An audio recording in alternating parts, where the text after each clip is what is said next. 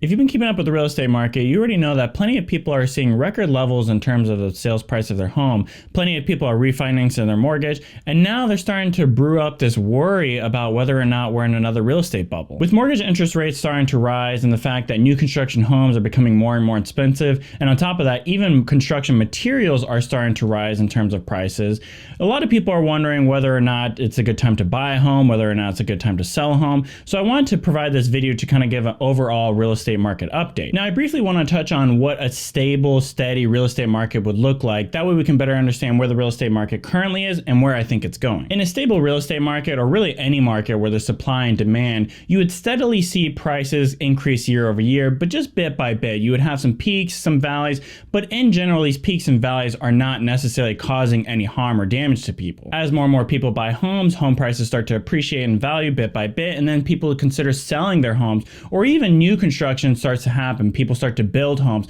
to kind of meet that supply, that lack of supply of homes. But as more and more homes are put up for sale and more homes are built, then the home values start to drop a little bit. Now, I understand some of this is basic real estate principles for a lot of people, but I want to make sure we're all on the same page here, so that when I make my predictions, I don't necessarily assume that you know things that it turns out you didn't know. Now, historically, what we've seen is steady appreciation of home values, appreciating the range from 2.5% all the way up to 5%, averaging somewhere about 3.5% year after year. And this usually ends up having this span of 5 to 10 years of steady appreciation and gaining up more and more value, and then it ends up pulling back in the span of just a few short years, usually 1 to 3 years. All that value that has been gained usually ends up pulling back significantly in a short time frame. The analogy I kind of like to use is, let's say every day I stay up for 16 hours, and then eventually every day I start to stay up 18 hours, and then 20 hours, and then 22 hours, and I'm only sleeping 2 hours a day. At some point, I'm going to catch up on all this sleep, and there's going to be a span of 2 days, 3 days, where I just end up sleeping significantly, 18 hours in one day, and pulling back all that value that I ended up gaining from all those extra work hours. That's going to end up kind of offsetting each other, but in a short time frame. The same could be said about the real estate market, that it's penting up all this appreciated value that's ended up going to be pulling back at some future point.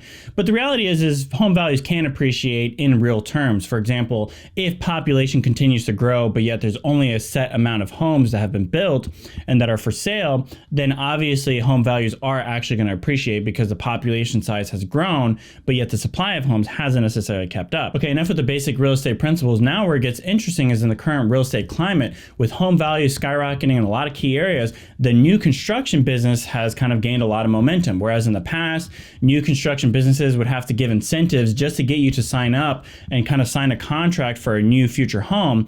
Now that's not necessarily the case anymore. Now, in fact, you can't even just get in line. Now you have to kind of outbid all the other people that have also signed up for a new construction home. Now, there's two key points I want people to be thinking about when it comes to how the new construction business works. The reality is new construction homes it's not necessarily as simple as just buying and selling real estate. The reality is let's say that there's 10 people right now that have a demand for homes and they want to buy homes.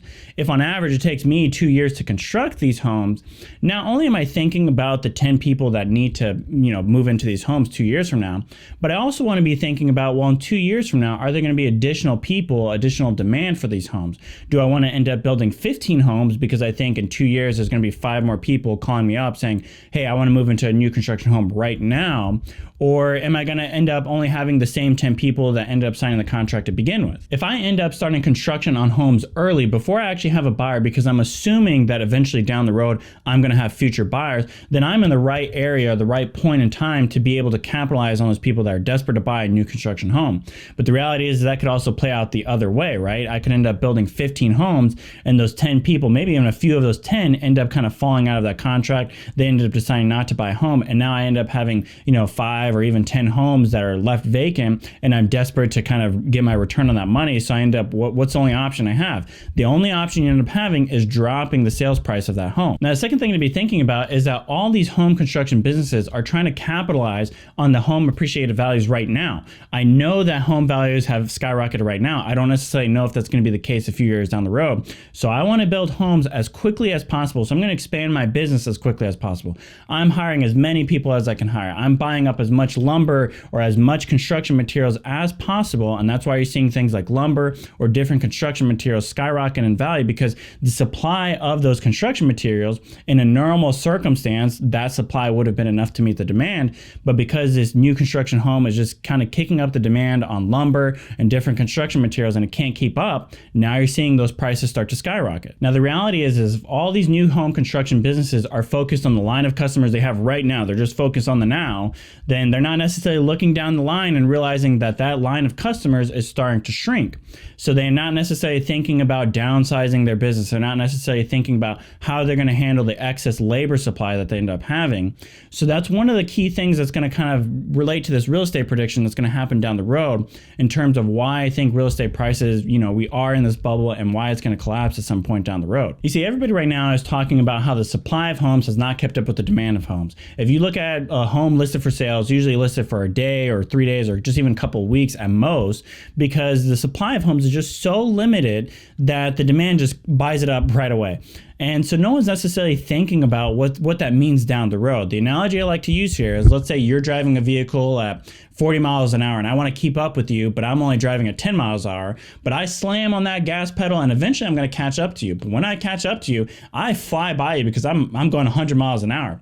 The same is going to happen with the real estate market in terms of the supply and demand. The supply is trying so desperately to keep up with the demand of homes that the new construction business is just going to fly by that mark. They're going to pass the demand and they're going to end up having an excess supply of homes, and then they're going to try to desperately sell these homes. And what does that mean for you and me? Now, you combine all of this with the fact that mortgage interest rates are starting to creep higher and higher. In a normal situation, let's just say that someone who was on the fence about buying a home at 4% in terms of a mortgage interest rate, but then mortgage interest dropped to 3%, that may push them over the edge to buy a home. Now that we've already had these bottom mortgage interest rates and we're starting to creep up higher and higher, let's say you were somebody on the fence about buying a home when we were at that bottom mortgage interest rate. Now that's creeping up higher and higher, you're certainly not going to buy a home anymore.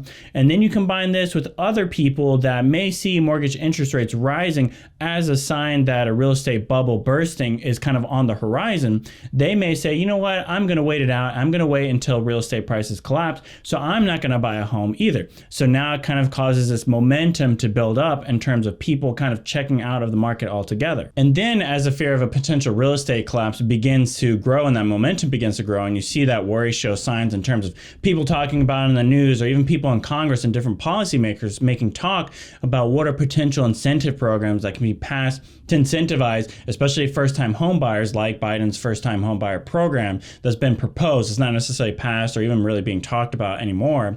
But the reality is, once that's being talked about, and I know that there's going to be an incentive program down the horizon, but it's going to be a few months or even a few years for it to be passed, why would I buy a home now when I can just wait it out and capitalize on that incentive program, rather than end up buying a home now and then an incentive program gets passed down the road and I don't get to capitalize? So I'm basically paying more when I could have just waited out a few months or even a few years to buy a home. So it kind of has this ironic effect that the more people talk about potential incentive programs to make people buy homes, the reality is more people are going to check out of the market altogether to wait for the actual policy to be passed. Now, as far as this question on whether or not it's a good time to buy a home or whether or not it's a good time to sell a home, it's certainly a good time to sell a home, especially if you want to capitalize on that appreciated value. But in terms of buying a home, I'll go more in depth in a future video. But what I would say now is that it all depends on what your goals are in your financial situation. Let's say you're a family of 8 living in a 500 square foot apartment. You're probably ready to move into a bigger home. And a lot of people end up kind of worrying, well, what if I move into that future home and then 3 to 6 months after I move into that home, there is a real estate market collapse and I could have bought it for a lot cheaper, or that the fact that I just spent $200,000 on a home and now it's only worth $150,000.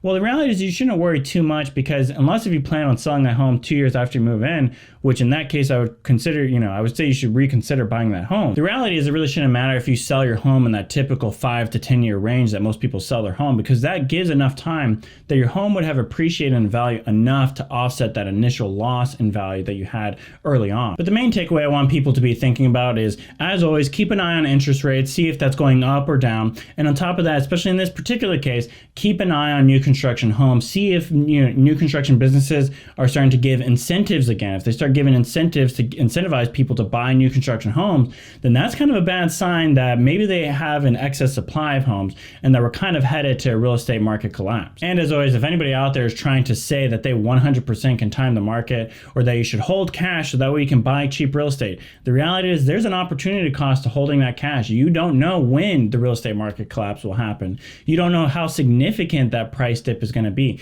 Maybe there is a real estate collapse, but prices only drop by 5 to 10%. Was that really worth holding out to buy a home for 5 years? That's kind of a decision on you. But as for me, I don't necessarily let FOMO kind of dictate my investment decisions, and I don't necessarily recommend it either. As always, I'm always curious about other people's thoughts. Feel free to comment down below. If you appreciate this video at all, please consider giving a big thumbs up. I'd appreciate it a lot. And if you like personal finance or real estate type videos, please consider subscribing to the channel. And as always, I hope to see you in the next one.